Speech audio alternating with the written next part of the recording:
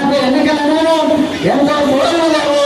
ఒక 13 రోజులు ఇంకొక 5 రోజులు ఉన్నాయి. ఈ 5 రోజుల కార్యక్రమంలో అనేక ప్రలోభాలు చేస్తారు. కులాల పేరు పైన, మతాల పేరు పైన ఓట్లను రాబట్టడానికి, తీర్చడానికి చెప్తున్నారు. ఒక ఆయన చెప్తున్నారు, ఈరోజు కాంగ్రెస్ పార్టీ ఒక కులానికి అన్యాయం చేసిందని చెప్తున్నారు. ఒక ఆయన చెప్తున్నారు, మేము రామాలయం కట్టించాం కాబట్టి ఓటేయాలని చెప్తున్నారు.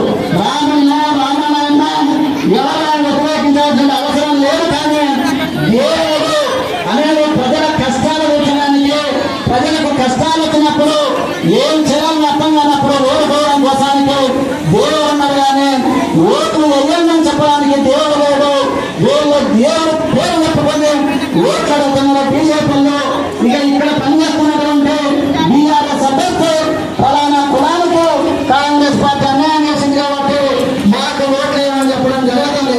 కానీ చరిత్ర మొత్తం పరిశీలన చేస్తే ఈ దేశానికి స్వతంత్రం వచ్చినప్పటి నుంచి దళితుల అభివృద్ధి కోసానికి కులాలు ఏమో అందులో ఏ కులం చూడకుండా అందరినీ అభివృద్ధి కోసానికి పాటుపడినటువంటి పార్టీ కాంగ్రెస్ పార్టీ. ఈ దేశాన్ని అభివృద్ధి చేసినటువంటి పార్టీలో కాంగ్రెస్ పార్టీ. ప్రజలకి ఇది కావాలని, అది పెన్షన్లు కావచ్చు, ఇళ్ల స్థలాలు కావచ్చు, ఇల్లు కావచ్చు, బ్యాంకుల్లో వ్యవసాయానికి క్రాప్ లోన్లు కావచ్చు, ఇవన్నీ కూడా కావాలని కమ్యూనిస్ట్ పార్టీ కొట్లాడుతూ కాంగ్రెస్ పార్టీ గతంలో చేసింది, భవిష్యత్తులో చేపిస్తున్నా. ఈ రోజు అందరూ కూడా 100 రోజుల పనికి వెళ్ళడం జరుగుతుంది. 100 రోజుల పనిని ప్రవేశపెట్టింది, ప్రతిపాదించింది కమ్యూనిస్ట్ పార్టీ, అమలు చేసింది కాంగ్రెస్ పార్టీ. 2004లో ఆ రోజు ఉన్నటువంటి పరిస్థితుల్లో కాంగ్రెస్ పార్టీ దేశంలో ప్రధానమంత్రి కావాలంటే వాళ్ళకి ఎంపీ సీట్లు తక్కువ ఉన్నాయి.